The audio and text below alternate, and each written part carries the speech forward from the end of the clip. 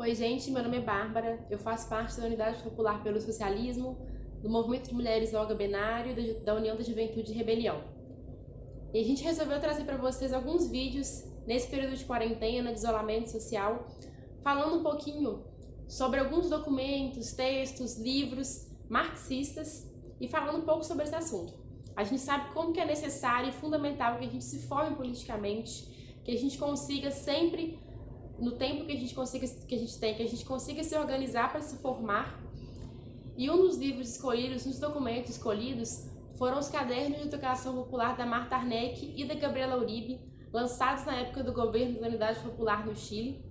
É importante ressaltar que esses vídeos não descartam de forma nenhuma a leitura desses documentos, mas a ideia é que eles possam também facilitar na leitura, durante o processo, enfim. O primeiro que a gente escolheu foi o Caderno de Educação Popular número 1, que é o que eu vou falar sobre ele aqui hoje, Exploradores e Explorados.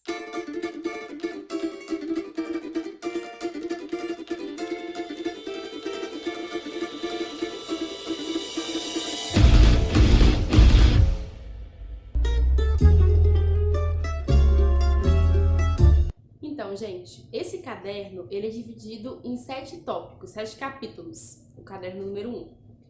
E no primeiro capítulo, elas falam sobre as riquezas naturais que a gente tem, pegando um exemplo, né, a nível Brasil: petróleo, ouro, minério de ferro, enfim. E alguém precisa tirar esses materiais do solo, das águas, enfim, do local onde eles existem, né? Mas quem são essas pessoas? São os exploradores ou os explorados? Quem faz esse processo? E aí, nesse capítulo, elas destrincham e falam sobre isso. E é algo que a gente tem que se colocar, se pensar sobre esse processo de produção que existe. Quem que está na linha de frente todos os dias retirando os materiais ali são os trabalhadores e trabalhadoras, assim, a nossa classe. E o que eles retiram? As riquezas que a gente retira, né? Suponhamos, pegando um exemplo de uma mina de ouro.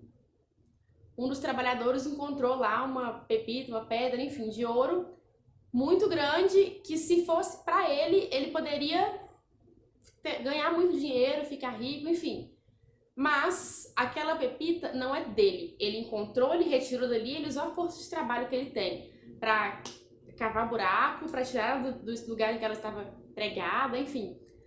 Mas ele não vai ficar com ela, porque ela pertence, entre muitas aspas, ao dono daquele espaço, que é um capitalista, que não é o trabalhador, não é a trabalhadora, é uma pessoa. Então, se nessa mina que eu citei tiverem 100 trabalhadores, e desses 100, mais de 50% encontrarem pedrinhas de ouro, essa maioria, essa porcentagem toda de ouro que encontrarem, ela vai se concentrar na mão de uma única pessoa, que é o dono daquele espaço. E é o que elas falam nesse capítulo sobre essa divisão. Só que aí elas jogam algo que nos causa inquietude, por isso que a gente inclusive sempre coloca isso em debate, que se os trabalhadores não dispuserem a força de trabalho que a gente tem para ir para esses locais, para extrair a matéria-prima, ou que não seja matéria-prima, para uma fábrica, por exemplo, para poder fabricar um carro, para montar a porta, etc. Quem vai fazer isso? Temos o exemplo aí agora do coronavírus. Os trabalhadores estão em casa, em sua grande maioria, alguns locais fecharam. Se não tem alguém para fazer, o patrão não vai fazer. E aí, como é que isso é feito? Então isso é colocado em xeque, deixa claro, ainda mais claro, que quem mantém tudo isso funcionando somos nós, assim, a nossa classe. São os trabalhadores, trabalhadoras, é quem está na linha de frente para poder retirar o produto. E eu falo aqui, né, mais de matéria-prima. Nos próximos capítulos a gente vai falar um pouquinho mais sobre os outros processos, mas enfim, quem se coloca para tirar essas riquezas não fica com essas riquezas. Você sabe o que o sistema faz? Ignora e traz problema psicológico, tensão é foda. Descaso, humilhação, transtorno permanente. Eu vi até uma família de crente espancar um parente. Isso que elas falam sobre a distribuição de riquezas pode ser bem exemplificado se a gente para pensar e pega como exemplo, inclusive, o Brasil, onde 6 pessoas detêm mais da metade das riquezas acumuladas em relação aos outros 110 milhões. Esse dado deixa claro pra gente que o trabalho ele acontece de forma coletiva, porque nesse exemplo da fábrica, por exemplo, os trabalhadores estão juntos ali para montar um carro, mas a apropriação, todo o ganho, o lucro daquele automóvel, ele vai para um indivíduo. Ele não vai ser distribuído de forma igualitária para todos aqueles trabalhadores que despenderam tanta força de trabalho para construir aquilo. Ele vai para as mãos de um pequeno grupo de pessoas. O IBGE mostrou que a desigualdade aumentou no Brasil no ano passado. No segundo tópico, elas vão falar sobre o processo de produção, os meios de produção, força de trabalho. E elas trazem alguns conceitos que são fundamentais para que a gente consiga compreender esse todo. O que significa isso? Eu acho que fica mais fácil se eu falar com o exemplo que elas já citaram no texto, no documento. Elas falam sobre uma costureira.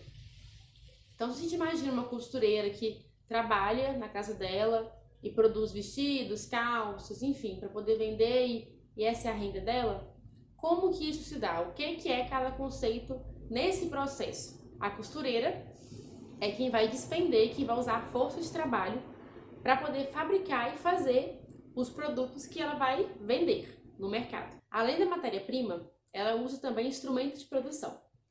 Agulha, linha, tesoura, máquina de costura, tudo isso a gente pode considerar como um instrumento de produção que aquela costureira vai usar para produzir o seu vestido, para depois poder vender.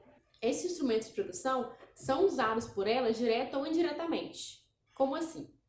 Os que são usados diretos são os que eu já citei, que ela usa diretamente para fazer o vestido, então a tesoura, a agulha e a linha. Indiretamente, ela precisa de outros instrumentos. Por exemplo, a casa onde ela está é um instrumento de produção indireto, porque ela precisa de um espaço para produzir o vestido. Ao mesmo tempo, ela precisa de luz e água, enfim, e outros mecanismos para que ela consiga trabalhar e produzir. Então, indiretamente, a luz, a água, a casa onde ela está, são instrumentos de produção, só que de uma forma indireta, mas que ela também utiliza nesse processo. Então, esse conjunto, matéria-prima, instrumentos de trabalho, são os meios de produção. Só que esse exemplo que a gente citou agora foi da costureira. Então, ela, na casa dela, vai trabalhar fazendo os produtos dela para poder vender, e aí ela vai ali, dentro do espaço de tempo dela, de agendas, enfim, pensar em como ela vai produzir, em quais horários, etc., com uma certa flexibilidade. Mas tem um outro exemplo também, que a gente usa os mesmos conceitos, mas que é bem diferente, que é, por exemplo, de trabalhadores numa fábrica. Se a gente volta para aquele exemplo da fábrica de carros, se todos que estão ali, um está responsável por fazer as portas, o outro é responsável por fazer o para-choque, cada um faz uma parte do carro. Juntos, eles vão chegar no produto final, que é o carro, e utilizam de matérias-primas, de ferramentas, dos instrumentos de produção para poder produzir esse veículo. Mas a grande diferença é que o espaço onde os trabalhadores estão, aquela fábrica, não pertence a eles. Aquela fábrica se concentra nas mãos de um dono, de um capitalista, que é quem explora esses trabalhadores. E a gente, mais uma vez, tem claro o conceito de explorador e explorado. Então, o dono daquela fábrica, o capitalista, o burguês, ele vai exercer um domínio sobre aqueles trabalhadores que vão fabricar os carros para que a fábrica dele venda. E grande parte dos lucros que a fábrica arrecadar vendendo esses carros vai para as mãos desse capitalista. E não vai ser distribuído de forma igual entre os trabalhadores. E esse exemplo que eu citei por último, dos trabalhadores na fábrica, ele leva a gente direto para o terceiro capítulo, onde elas vão citar e falar sobre a propriedade privada dos meios de produção. Então, aquela fábrica, ela pertence a um dono, ela é propriedade privada de um capitalista. E a produção daquela fábrica, como eu já citei os lucros, vão para esse capitalista. Isso é algo que elas questionam no texto e que nós também sempre questionamos nos espaços em que a gente se coloca a quem pertence tudo isso, assim. Porque não pertence à classe trabalhadora. E como que essa divisão existe? E elas fazem também uma análise dessa relação entre explorador e explorado em outros sistemas. É importante falar que, apesar de ser uma relação, é uma relação antagônica. Os interesses, eles são diferentes. Existe o interesse do dono do capital, que é lucrar, em cima da classe trabalhadora, e existe o interesse da classe trabalhadora, que é subsistir, que é poder se manter. E para se manter, a gente despende a força de trabalho que a gente tem e vende ela, inclusive de uma forma muito barata, para esse sistema capitalista. E elas citam outros exemplos de outros sistemas em outros períodos históricos que a gente viveu, de como que essa relação também existia. Na época da escravidão, por exemplo, os senhores, os donos das terras, eles não detinham somente as terras e os instrumentos de produção. Eles detinham as terras, os instrumentos de produção, os meios para que a produção acontecesse e a força de trabalho. Um outro exemplo que elas citam de um outro sistema é o sistema feudal. A realeza tinha como posse as terras e elas ofereciam para as famílias, para os camponeses, pedaços de terra para que ali eles vivessem com suas famílias, plantassem o que fossem comer, pagassem os impostos, mas não recebiam nada em troca. Ou seja, eles produziam o que era suficiente, entre muitas aspas, para eles, mas também tinham que passar parte daquilo que produziam para a realeza. Em troca, eles tinham esse pedaço de terra, mas eles, em momento nenhum, recebiam um salário. E era também uma relação de um explorador com o explorado. Então, a gente tem claro que isso aconteceu em diferentes sistemas, mas aconteceram também, historicamente, várias revoltas, revoluções, guerras nesses sistemas contra aqueles regimes que estavam vigentes. E além desses que ela cita, que são sistemas dessa relação antagônica entre exploradores e explorados, elas vão falar também, e é algo que a gente inclusive defende, que é a construção de um novo sistema, onde esse antagonismo não exista, onde essa divisão de classes não exista. E aí a gente tem como exemplo comunidades primitivas, que para manter o sustento daquela comunidade, das famílias, etc., não viviam da exploração de um pelo outro, eles viviam da colaboração. Então eles plantavam em conjunto, colhiam em conjunto e conseguiam administrar e dividir aquilo conjuntamente de uma forma colaborativa, diferente do que a gente tem nos outros sistemas que ela citava. E essa é a defesa que a gente também faz quando a gente levanta a bandeira pelo comunismo, que a gente deixe de viver numa sociedade de exploradores e explorados e passe a viver de forma colaborativa. Isso significa defender o fim da propriedade privada dos meios de produção, porque enquanto a propriedade privada existir, a gente não vai conseguir ter o comum, ter o igualitário, vai existir exploração, vai existir ainda essa relação de explorador e explorado. Então, só com o fim da propriedade privada dos meios de produção, a gente vai conseguir chegar nesse novo sistema, que é o comunismo, onde a gente vai realmente conseguir viver sem ser explorado. Desde o início até agora, o que a gente falou em principal foram das relações sociais de produção, que é inclusive o que elas falam no 4º capítulo desse documento sobre essas relações. E elas dividem em 2 tópicos o 4º capítulo, para falar sobre 2 tipos diferentes de relações. Porque existe a relação entre explorador e explorado, só que, mais uma vez, é uma relação antagônica, elas não têm os mesmos interesses, são classes diferentes, são ideias ideais diferentes. E um outro tipo de relação que existe é o de colaboração recíproca. A primeira, entre explorador e explorado, ela chega num ponto de esgotamento, e esse esgotamento ele acontece porque não é possível acontecer uma colaboração recíproca e amigável entre explorador e explorado, entre patrão e trabalhador. Então é um tipo de relação que não se sustenta e que com o andar, com o caminhar da história, com o decorrer da luta de classes, ela vai se extinguir e a gente passa a ter um outro tipo de relação, que é o que a gente defende, que elas citam também nesse tópico, que é o de colaboração recíproca, que foi o que a gente explicou no ponto anterior. Essa ideia de uma comunhão, uma ideia de que não é necessário produzir e concentrar as riquezas nas mãos de um só. A ideia é produzir, e nesse outro modelo de sistema que a gente defende, que é esse de colaboração recíproca, né? Se a produção ela é coletiva, então nada mais justo que o resultado dela também seja diferente do que é defendido nesse atual sistema e do que acontece, assim, da concentração de riqueza nas mãos de poucos. E tem mais, essas relações sociais, elas não se esgotam nessa relação entre explorador e explorado, falando sobre o sistema capitalista, né? Essas relações, elas vão para além disso também. E aí no capítulo 5, elas vão falar sobre a reprodução dessas relações sociais. De que forma? No Estado, de uma forma ideológica, em outros aspectos da sociedade que influenciam diretamente na produção, no processo de produção, porque influenciam a classe trabalhadora, que é quem produz. Então, esse exemplo que a gente deu do Brasil, por exemplo. a concentração de riqueza está nas mãos de menos de 1%. E além desses menos de 1% da população serem donos dos meios de produção, né, dirigirem esse processo e ficarem com a grande concentração de riquezas, eles também influenciam em outros espaços, porque o Estado ele não fica neutro nesse processo todo. O Estado ele cumpre um papel importante em tudo isso.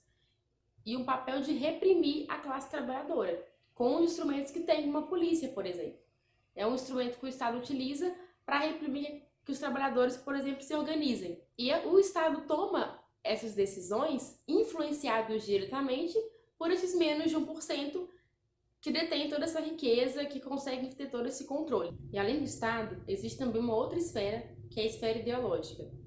Então, as grandes mídias de veiculação, seja TV, jornais, revistas, enfim, veiculam aquilo que o grande capital quer que seja veiculado. Inclusive imagens que se a gente não vence na vida, é porque a gente é preguiçoso, a gente não quer trabalhar e etc. Então essa ideia é meritocrática, né? E é muito necessário para eles, para o grande capital, deter esse meio ideológico, porque é a ferramenta que eles utilizam para convencer as pessoas todos os dias de que é possível viver nesse sistema, de que é possível ser feliz, de que é possível inclusive enriquecer nesse sistema.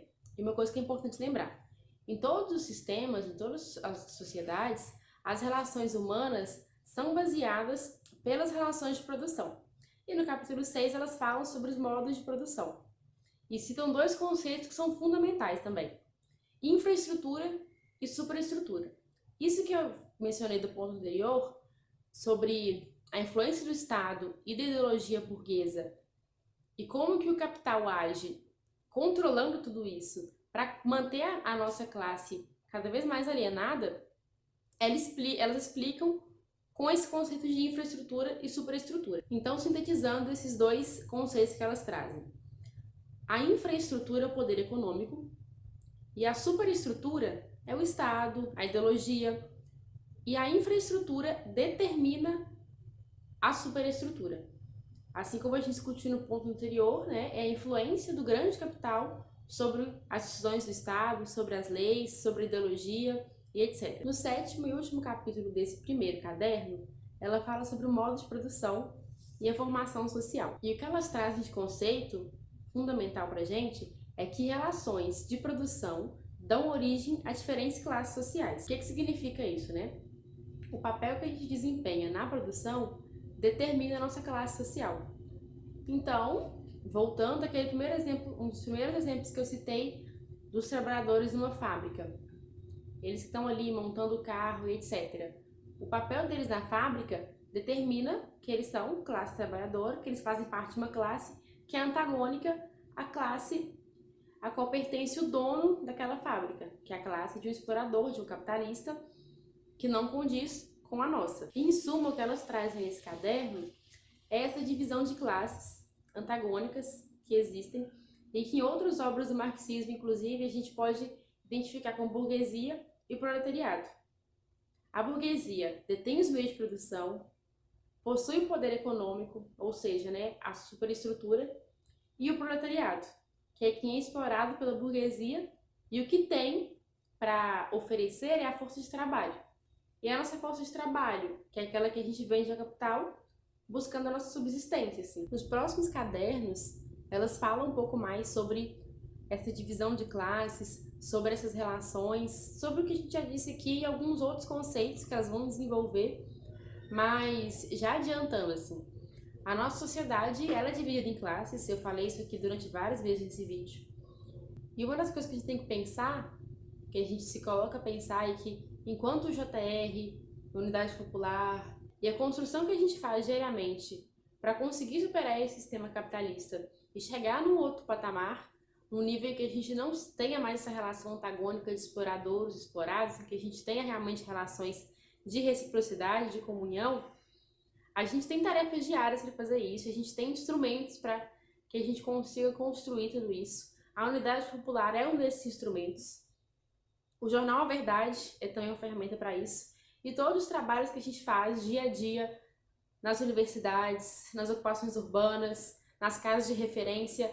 Então, são vários trabalhos, várias sementinhas que a gente vai plantando para que a gente consiga realmente chegar nesse outro modelo de sociedade e que a gente consiga viver realmente livres, plenos, sem exploração. Então é isso que eu queria trazer para vocês com o primeiro caderno. Continue acompanhando, a gente vai lançar os outros ainda, a série Para Além da Quarentena e Para Além da Quarentena também, mesmo, né, depois que a gente passar por todo esse processo, continue se formando politicamente, reforço mais uma vez a importância que isso tem pra gente, principalmente nesse período, assim, a luta de classes, ela se acirra cada vez mais e a gente se convencer todos os dias, a gente conseguir se aprofundar no marxismo, defender e espalhar ainda mais essa nossa defesa para as pessoas é fundamental. Espero que esse vídeo possa ajudar na compreensão desse caderno e continue assistindo e seguindo para conseguirem assistir os outros. Vai avançar!